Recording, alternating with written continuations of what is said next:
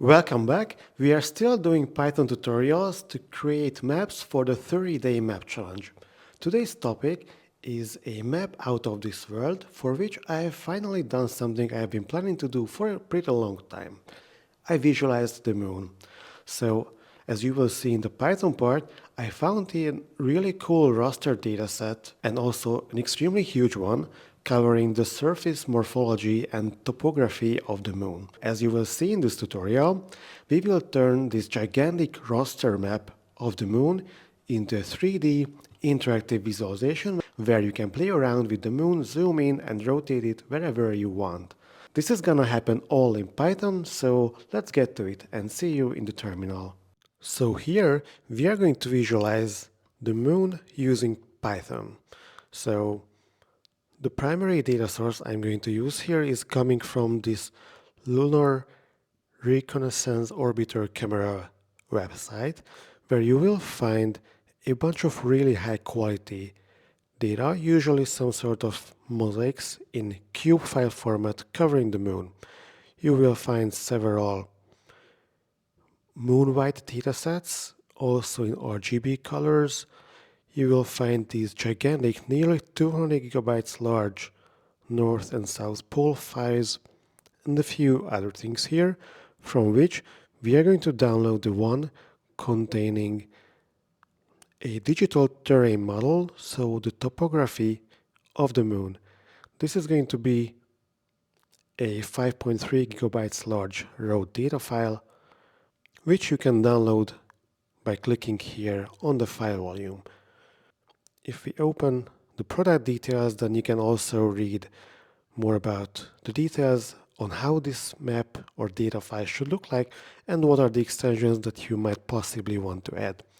However, I warn you that this file is gonna be huge already, so we will have to do some massive downsampling. So for now, I don't recommend to download anything else, any extra or anything that would further increase the size of the data. I will include the location and the URL in the notebook and also in the description of this video. So now let's move on to the Python part. Here comes the link, and then we will need to do a couple of imports to be able to properly read, parse, and visualize this gigantic raster data. So let's read in the file, for which we are going to use GDAL, because the file is in a cube format. So in geospatial, when focusing on the Earth, that's why it's called geo, we usually don't use this format. The cube format is more common and more widely used in the planetary science circles by NASA, ESA, or UCGIS, storing three-dimensional, usually raster formatted data such as DEM and DTM models like the one here, which covers the elevation levels on the moon. To make sure we are on the same page before reading the file, let's also check the GDAL version we are using here, and then we can quickly run this command, which is going to be a lazy reader. That's why it's so fast. And then make sure we also add xarray and then start a few data transformation steps so we will have an easier time to visualize this. First, then we will read in the whole raster and print its size. Here we are reading the whole dataset, so it will take a few seconds.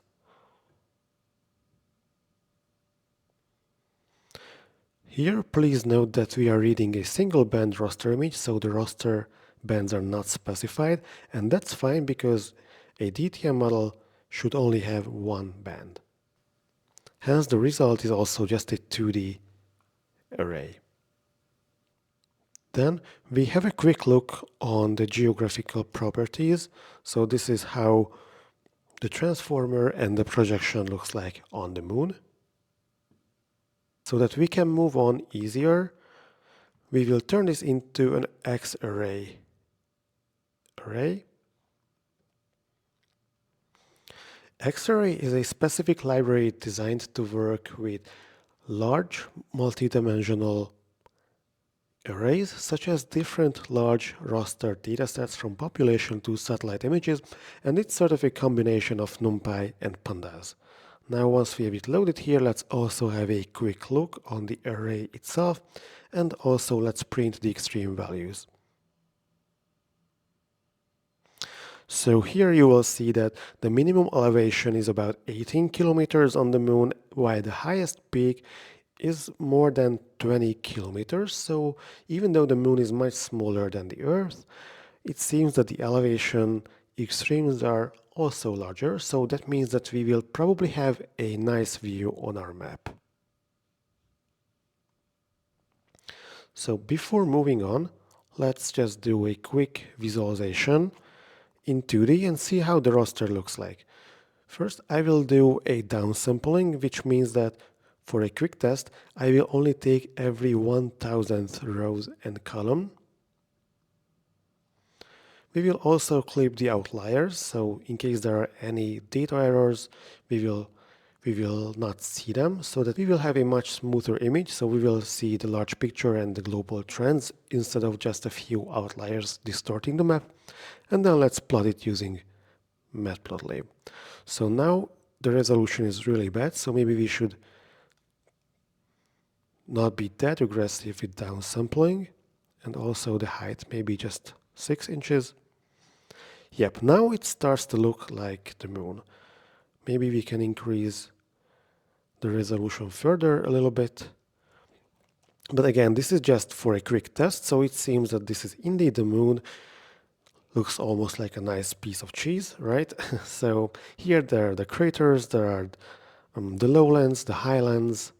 So this is good, this is the moon. But for now we want to move on and build a 3D interactive map. So that's very ambitious, but we will get there, don't worry.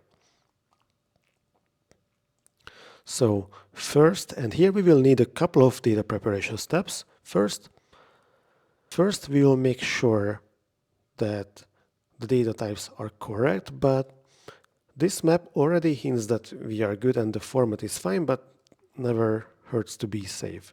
Then, for any outlier, we will filter them out using the same steps as before, just calling our dataset DEM now.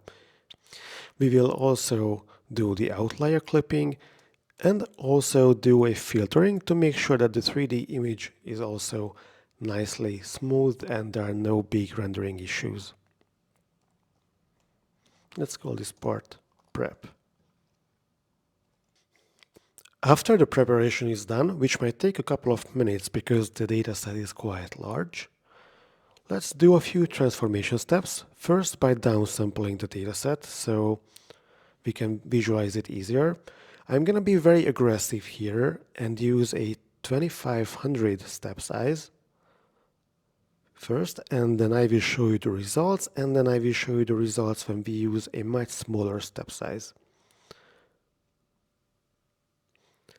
Next, we are going to scale the elevation levels to the 0 to 1 range, so that way we are going to have a nice normalized and equalized histogram that we can rely on when coloring the 3D visual of the moon. Then, the next step is to map the two-dimensional grid, so this rectangle, into a 3D sphere.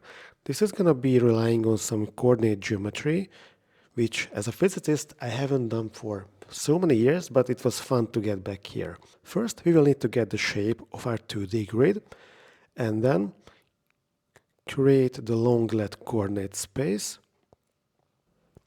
and then remap that into the 3D coordinate space. So we will have the x and y, z coordinates which we can use on a 3D plot, and still the map is going to be the 3D converted version, so the spherical version of our original two-dimensional grid.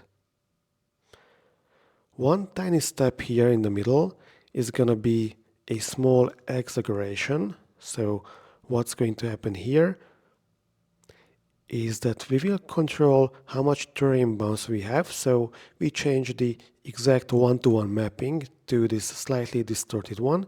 It won't be a big difference, but it will look a bit nicer on the map. After that, we will have these nice x and y and z arrays, which are ready to be visualized. That's gonna be actually pretty simple. So first, we will create a new plotly surface where we will use the x, y, and z coordinates, the DM, EQ with a gray color scale, so we will have the nice coloring as we planned. And here I will use this preset lighting and positioning so the 3D map of the moon will look nice. Additionally, I also add a halo, which is gonna be sort of an ambient layer around the 3D map.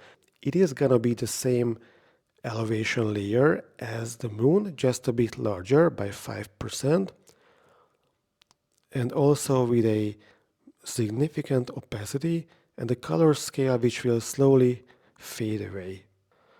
Then let's add these two layers to a plotly figure, update the layout by defining the scene using all these parameters. We don't need a margin, set all the backgrounds to black, and make sure that we auto size the output. Then we can also write out this 3D map into an HTML, which will be easier to view, and also show the results here at the end of this notebook. Since we downsampled the dataset very heavily, we arrived to this not so beautiful, but still certainly three-dimensional map of the moon, which we can grab, move around, and rotate whatever the way we wish. Now, let's see what happens if we export it and open the exported one in a browser. And actually not this heavily downsampled one, but a downsampled version with a step size of 50 only. So just replace to 50 and run the code again. However, please be noted and warned that depending on how much memory your computer has, this might be too little. So play around and be safe. Start from 2500, see 1500, and then keep going down to smaller and smaller values as long as your system allows you to do so. And then here we are. This is now the more detailed view of the moon. Here you can see that indeed the craters are much easier to spot. The map looks also pretty decent. I would say it's actually cool to see the moon like this on my screen, and you can rotate it, you can zoom in. Here's a gigantic crater. Here, even if you have a look on the edge, you can see that there are these patterns, these mountains, these hills, and these lowlands as well. So this way, we can use the standard Python geospatial toolkit to actually visualize something outside of the geoscope and have this really nice 3D map we can play around for hours in Python.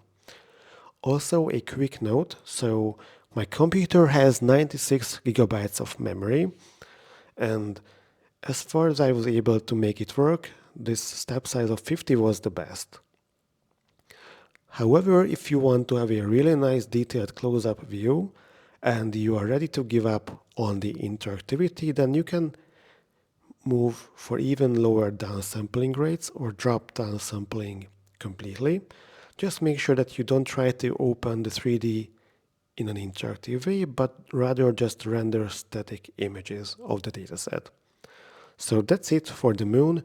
I hope that you enjoyed it, and let me know how it works and what are the different step size values that are still working on your system. See you next time.